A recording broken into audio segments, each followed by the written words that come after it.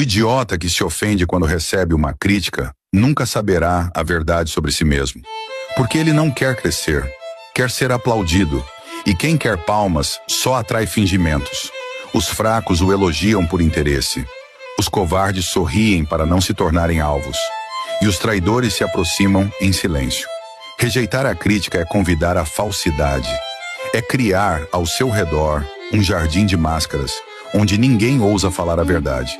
Mais cedo ou tarde, esse jardim vira campo de guerra, porque o elogio cega e a falta de verdade enfraquece o trono. O homem que não aceita ser corrigido está se preparando para cair.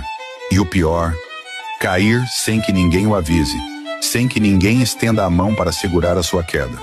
Lembre-se, quem só ouve o que quer, acabará ouvindo o que mais teme. Tarde demais. Maquiavel.